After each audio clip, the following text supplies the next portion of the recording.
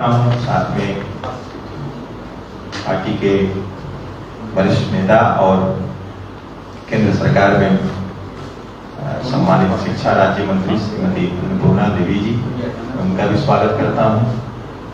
और मैं माननीय प्रदेश अध्यक्ष जी से और अपने मंचस्थ नेतागण से आग्रह करता हूं कि आप मीडिया के समक्ष अपनी बात रखें। माननीय प्रदेश अध्यक्ष। सम्मानित प्रेस मीडिया के सभी सम्मानित मित्र, छायाकार,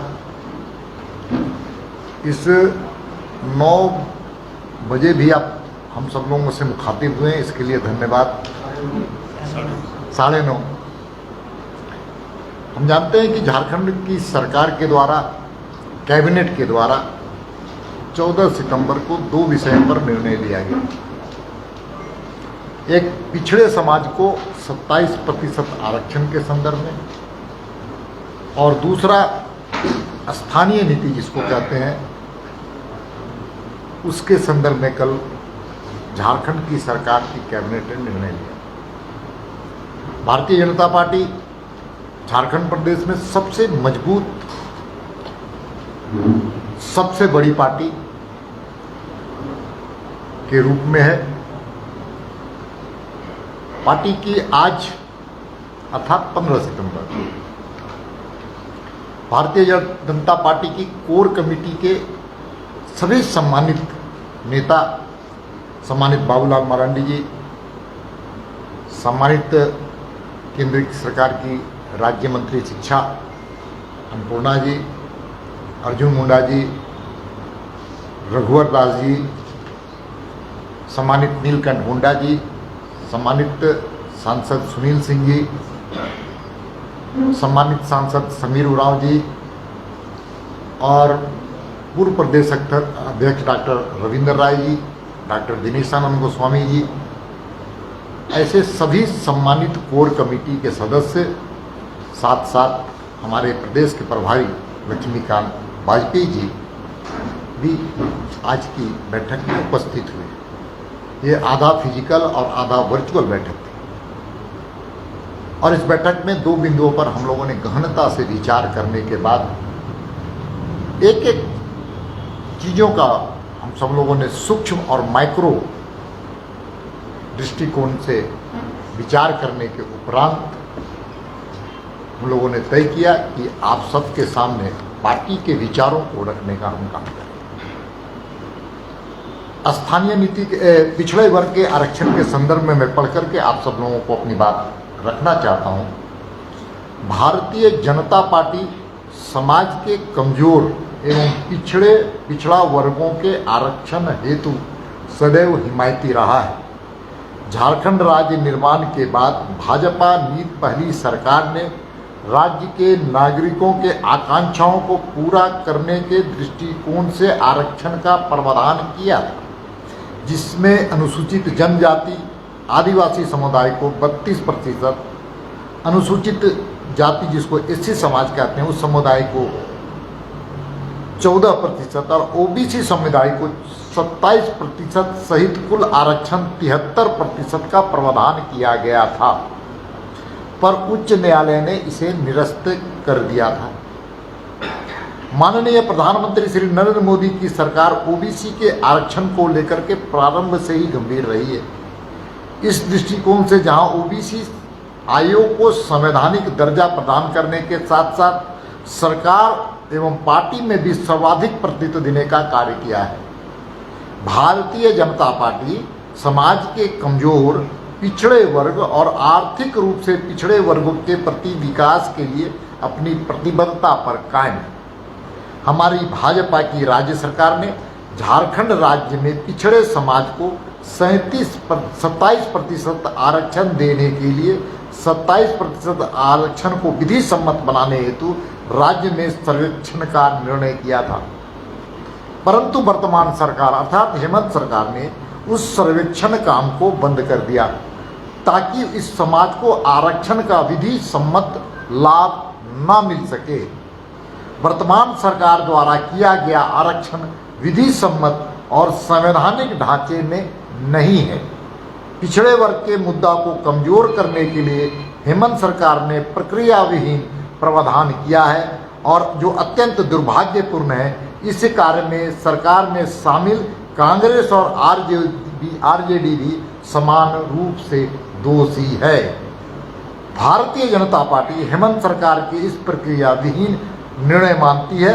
ऐसे समय में हम राज्य की जनता से अपील करते हैं कि सरकार के द्वारा भ्रामक तथ्यों के आधार पर जो विद्वेष का बीज बोया जा रहा है, इसके लिए जनता को सावधान रहते हुए शांति और सौहार्द बनाए रखने की अपील करती है। ये पिछड़े वर्ग के आरक्षण के संदर्भ में हम लोगों ने अपनी बात को रखा है। दूसरा है स्थानीय नीति।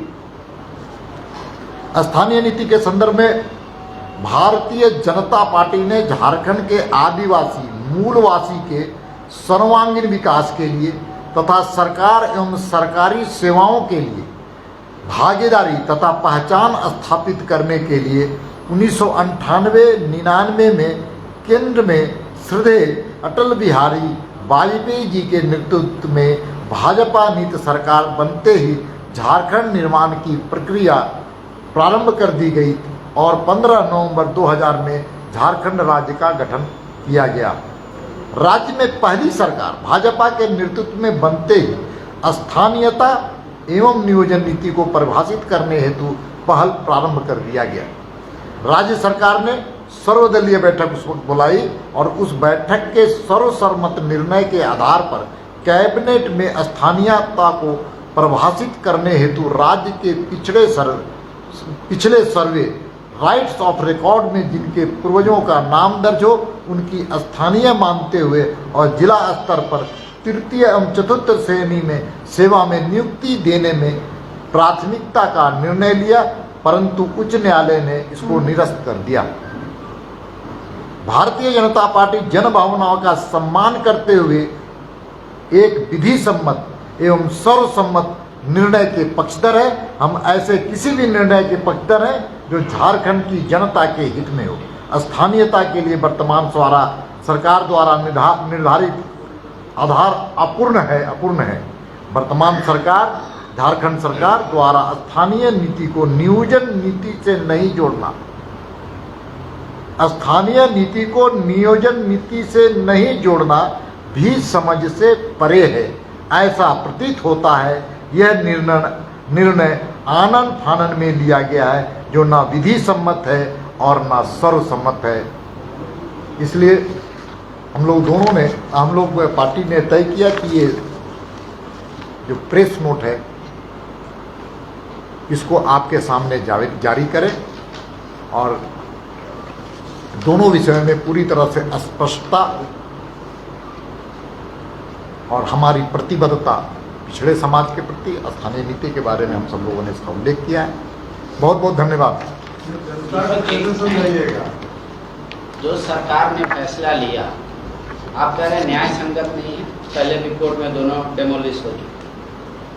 अब सरकार कह रही है कि नहीं, हम हेल्प चाहते हैं केंद्र से ताकि इस पे कोई भी कोर्ट ऑफ लॉ में इसको कंडेम नहीं किया। मैं बार बार इस पत्र का उल्लेख करूंगा, जब आप पूछेंगे तो मैं इसी का उल्लेख करूंगा। इसमें स्पष्ट रूप से लिखा गया है कि विधि सम्मत और कानून सम्मत, साथ साथ हम इसको कह सकते हैं कि इसको विधि सम्मत नहीं होने के कारण इसमें वैधानिकता कई चीजें आएंगी। इसलिए बार बार इसी पत्र का हम उल्लेख करेंगे। जितना भी आप प्रश्न पूछिएगा इसी का सारे चीजों का जवाब इसके अंदर, जो आपके प्रश्न है उसके उत्तर भी इसी में। तो अब ये कहा है दीपक प्रकाश ने साफ तौर पर स्थानीय नीति को लेकर के कहा कि भारतीय जनता पार्टी ने झारखंड के आदिवासी मूलवासी के सर्वांगीण विकास के लिए तथा सरकार एवं सरकारी सेवाओं के लिए भागीदारी तथा पहचान स्थापित करने के लिए 1998-99 में केंद्र में श्रद्धेय अटल बिहारी वाजपेयी के सरकार बनते ही 2002 में जो है 2000 में झारखंड को अलग राज्य बनाने का फैसला लिया गया था। लेकिन स्थानीय नीति को लेकर के बीजेपी का कहना है कि राज्य में पहली सरकार भाजपा के नेतृत्व में बनते ही स्थानीयता एवं नियोजन नीति को परिभाषित करने हेतु पहल प्रारंभ कर दिया गया था। यानी कि बाबूलाल मरांडी के समय में जो पहल 2002 में हुई थी उसका चर्चा किया गया है। राज्य सरकार ने सर्वदलीय बैठक बुलाई और उस बैठक के सर्वसम्मत निर्णय के आधार पर कैबिनेट में स्थानीयता को परिभाषित करने हेतु राज्य के पिछले सर्व राइट्स ऑफ रिकॉर्ड में जिनके पूर्वजों का नाम हो या दर्ज हो उनको स्थानीय मानते हुए और जिला स्तर पर तृतीय एवं चतुर्थ श्रेणी के सेवा में नियुक्ति देने में प्राथमिकता का निर्णय लिया, परंतु उच्च न्यायालय ने इनको निरस्त कर दिया था। तो बिल्कुल साफ तौर पर भारतीय जनता पार्टी का यही कहना है कि जो 1932 के फैसले पहली बार बाबूलाल मरांडी की सरकार ने लिए थे उसे कोर्ट ने रद्द कर दिया था, और फिर से एक बार जो ये सरकार हेमंत सोरेन की सरकार है उन्होंने जो फैसला लिया है यह भी विधि सम्मत नहीं है। इसलिए जनता को सिर्फ गुमराह करने के लिए यह आनन फानन में लिया गया फैसला है। एक बात और उन्होंने जोड़ा कि स्थानीय नीति के साथ नियोजन नीति को नहीं जोड़ा गया है, जो कहीं ना कहीं सवाल खड़े करते हैं कि यह आनन फानन में लिए गए फैसले हैं। तो बीजेपी ने अपना रुख पहली बार स्पष्ट किया है। इस सरकार के दो फैसले जो हेमंत सोरेन की सरकार ने पिछले कैबिनेट में दो बड़े फैसले लिए, उसके बाद पहली बार बीजेपी की प्रतिक्रिया आज यानी कि 14 को फैसले लिए गए थे शाम में, आज 15 के रात 9:30 बजे बीजेपी के तरफ से प्रेस कॉन्फ्रेंस कर पहली बार प्रतिक्रिया दी गई है। कोर कमेटी की बैठक होती है, उसमें विस्तार से चर्चा होता है और फिर उसके बाद मीडिया को संबोधित किया जाता है।